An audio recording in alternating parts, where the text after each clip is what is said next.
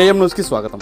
నంద్యాల జిల్లా చాగల్మరి మండల కేంద్రంలో టీడీపీ పార్టీ నాయకులు కార్యకర్తలతో మాజీ మంత్రి భూమా అఖిలప్రియ, భూమా విఖ్యాత్ రెడ్డి, భార్గవరాములు సమావేశం నిర్వహించారు. ఈ నెల 9వ తేదీన ఆలగడ్డలో టీడీపీ అధినేత నారా చంద్రబాబు నాయుడు పాల్గొంటున్న భారీ బహిరంగ సభను విజయవంతం చేయాలని తెలుగుదేశం పార్టీ శ్రేణులకు, ప్రజలకు మాజీ మంత్రి భూమా అఖిలప్రియ, ఆలగడ్డ టీడీపీ యువ నాయకులు భూమా విఖ్యాత్ రెడ్డి, భార్గవరాములు పిలుపునిచ్చారు. ఈ సందర్భంగా మాజీ మంత్రి భూమా అఖిలప్రియ మాట్లాడుతూ చంద్రబాబు నాయుడు బహిరంగ సభను భారీగా ఏర్పాటు చేయడం జరిగిందని, అందుచేత పెద్ద సంఖ్యలో తెలుగుదేశం పార్టీ శ్రేణులు పాల్గొని విజయవంతమగునట్లు చూడాలని పార్టీ శ్రేణులని కోరారు. ఈ కార్యక్రమంలో ముల్లా అన్సర్ బాషా, సల్లా నాగరాజు, అలంసాగారి హనీఫ్, మౌలాలి, కొలిమి షరీఫ్, కొలిమి హుసేన్ వలి, గుత్తి నరసింహులతో పాటు పలువురు నాయకులు, పార్టీ కార్యకర్తలు, భూమా అభిమానులు పెద్ద సంఖ్యలో పాల్గొన్నారు.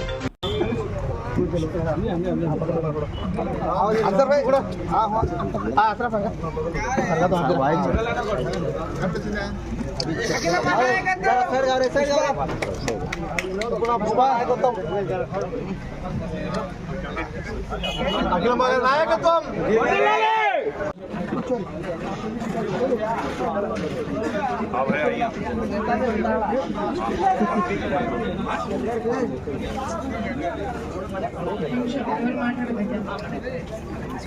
ఈరోజు గతంలో కూడా చెప్పిన, ఇప్పుడు నంద్యాల జిల్లాలో ఆలగడ్డ నుంచి మొదలవ్వబోతుందని చెప్పి మరొకసారి మనం అందరం కూడా రుజువు చేయాలని చెప్పి కూడా ఈ బాధ్యత మనం అందరం కూడా తీసుకోవాల్సిన అవసరం ఎంతైనా ఉందని చెప్పి ఈ సందర్భంగా మీ అందరికీ కూడా నేను తెలియజేసుకుంటున్నా.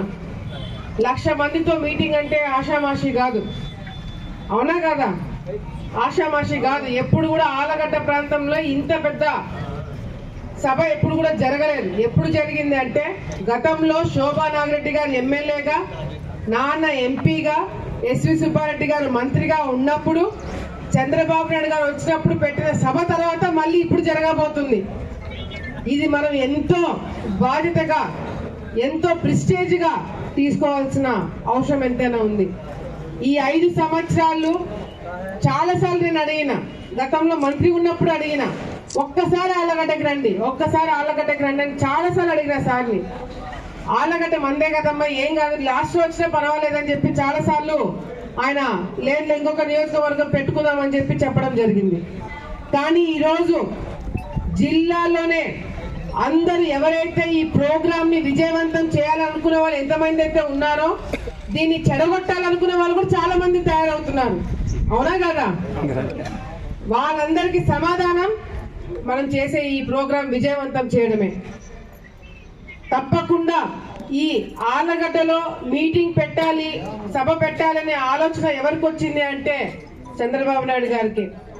ఎక్కడ పెడతాము అని ఆలోచన చేసినప్పుడు చంద్రబాబు నాయుడు గారి నోట్లో నుంచి వచ్చిన మాట ఆలగడ్డ పెట్టండి అని.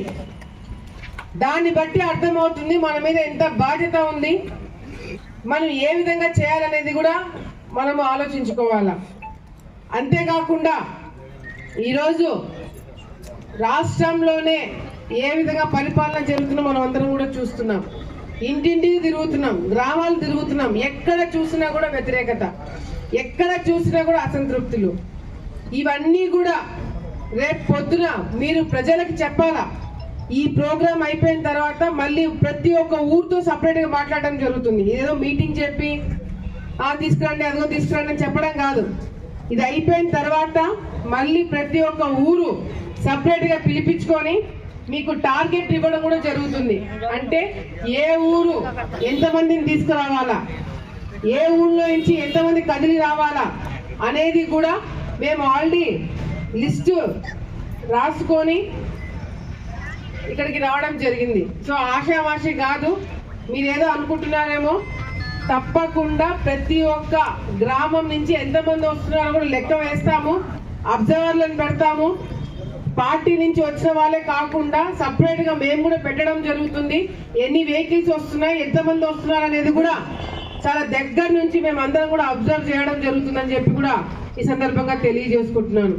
ఎందుకంటే ఏదో చెప్పి వదిలేస్తే కాదు, ఇది మొత్తము మన నియోజకవర్గంలో 50,000 మందిని తరలించాలని మన టార్గెట్. 50,000 మంది కదిలి రావాలంటే మనకు ఉండేది 2,20,000 ఓట్లలో 50,000 మంది రావాలంటే 25%, 25% ప్రతి ఒక్క ఊర్లో నుంచి కదిలితే గానీ ఈ సభ సక్సెస్ కాదు. పక్క నియోజకవర్గాలు తీసుకొస్తారులే, ఇది పార్లమెంట్ మీటింగ్, పక్క నియోజకవర్గాలు తీసుకొస్తారులే, వాళ్ళు తీసుకొస్తారులే, వీళ్ళు తీసుకొస్తారని మనం వేరే వాళ్ళ మీద ఆధారపడలేము. ఎందుకంటే ఆలగడ్డలో ప్రోగ్రామ్ సక్సెస్ అవుతే మనకి పూలదండలు వేస్తారో లేదో తెలియదు, కానీ ఆలగడ్డలో ఏదైనా ప్రోగ్రామ్ ఫెయిల్ అవుతే మాత్రం అందరు మన మీదే పడతారు. అవునా కదా? అదే కదా రాజకీయం. సో ఇది బాధ్యతగా మనం అందరం కూడా తీసుకొని మన నాయకుడిని మనం ఏ విధంగా స్వాగతం పలకాలా, మన నాయకుడిని ఏ విధంగా మనం చూసుకోవాలనేది కూడా మనం బాధ్యతగా తీసుకోవాల్సిన అవసరం ఉంది. ముఖ్యంగా ఈ సభకి ఆడవాళ్ళు కూడా చాలా మంది రావాల్సిన అవసరం ఉంది. మీ ఊళ్ళల్లో మీ వాళ్ళతో మాట్లాడండి, ఆడవాళ్ళతో మాట్లాడండి, మహిళల్ని తప్పకుండా తీసుకొని రావాలా. అవునా కదా? ఈ 50,000 మంది రావాలి అంటే కేవలం పురుషులు మాత్రం వస్తే సరిపోదు, మహిళలు కూడా ముందు పెట్టాలా. ఈ సభలో దాదాపుగా 5,000, 6,000 కుర్చీలు వేయడం జరుగుతుంది. కేవలం మహిళలకి ముఖ్యంగా ప్రాధాన్యతనిచ్చి వాళ్ళని కూర్చోబెట్టడం జరుగుతుంది. సో దయచేసి అందరూ కూడా తప్పకుండా మహిళలతో కూడా మాట్లాడండి, మీ గ్రామాలలో మహిళలతో కూడా మాట్లాడి తప్పకుండా వాళ్ళని కూడా తీసుకొచ్చే ప్రయత్నం మీరు అందరూ చేయాలని చెప్పి కూడా సందర్భంగా మీ అందరికీ నేను తెలియజేసుకుంటున్నాను.